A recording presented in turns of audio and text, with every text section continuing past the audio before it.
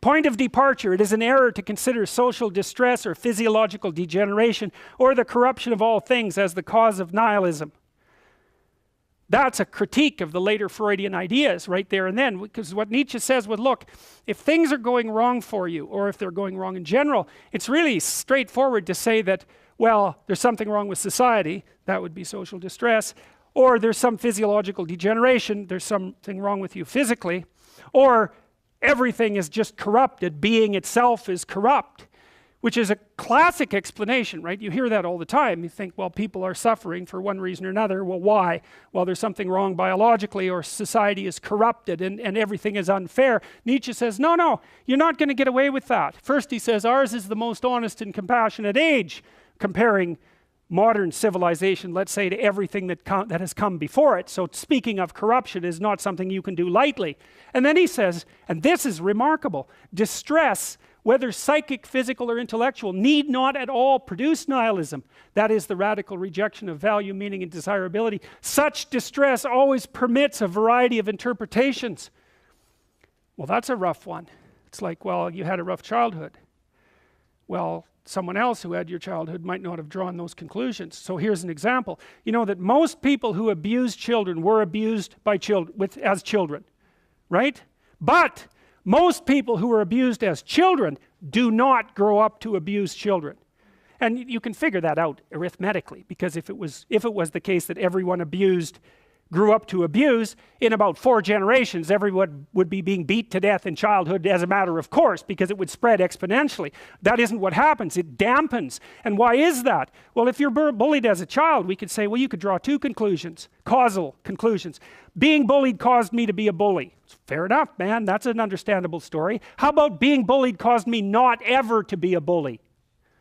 Well, why is that any less reasonable a conclusion?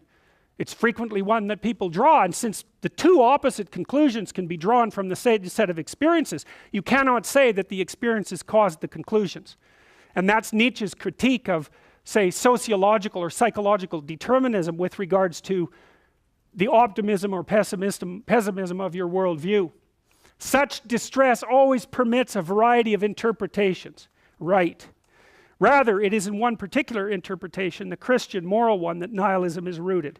The end of Christianity, at the hands of its own morality, that was the development of the sense of truth, which cannot be replaced, which turns against the Christian God. The sense of truthfulness, highly developed by Christianity, is nauseated by the falseness and mendaciousness of all Christian interpretations of the world and of history. A remarkable claim. And then this one's even worse. It's absolutely brilliant, I think. Rebound from God is truth to the fanatical faith, all is false. That's nihilism, an act of Buddhism. And Nietzsche explains that. And this is, you know, I talked to you guys a little bit about the idea of the game and the metagame, you know, the metagame being the set of all games. Nietzsche draws on a conception like that for this criticism, because he says when you lose faith in something, and that happens to people very frequently, when you lose faith in something, because you're human and because you can abstract, it's not only that you lose faith in that thing, that person, that system. The fact that you've lost faith in that indicates to you that it's possible to lose faith in anything, in every system, in every person. Once burnt, forever shy. And that's nihilism. The fact that one thing can collapse on you can make you completely unwilling to manifest any faith in anything whatsoever. And that's the emergence of nihilism.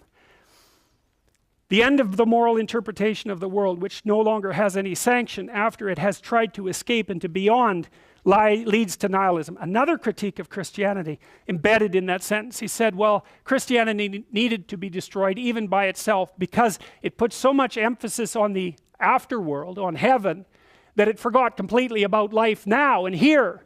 And because of that, needed to be destroyed, because life here is sufficiently rife with suffering, so it needs to be addressed.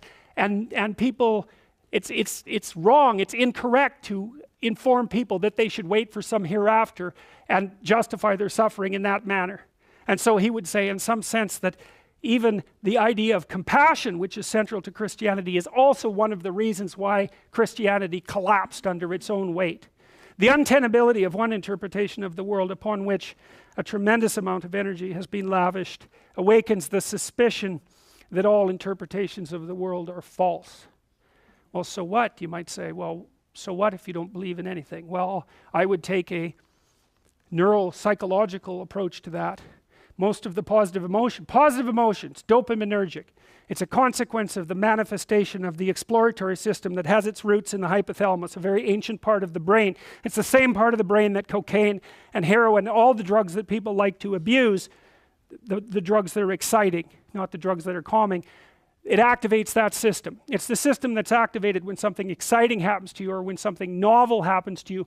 But more importantly, it's the system that's activated when you're pursuing a goal and you see that you're moving towards the goal. So what does that mean? No goal, no positive emotion.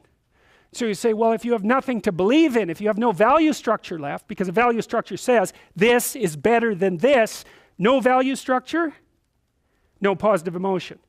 Well, and so what's the problem with that? It's easy to get rid of your positive emotion. That's not a problem because it's rather fragile and tenuous. Try getting rid of your negative emotion.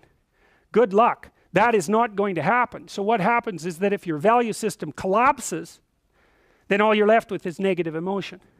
And that is not a good thing. Well, so Nietzsche would say, well, why do people flee into the arms of totalitarians from the specter of nihilism? It's because totalitarian certainty, even though it involves slavery and the sacrifice of reason and intellect, totalitarian certainty might be preferable to nihilistic chaos. Well, it's a big problem.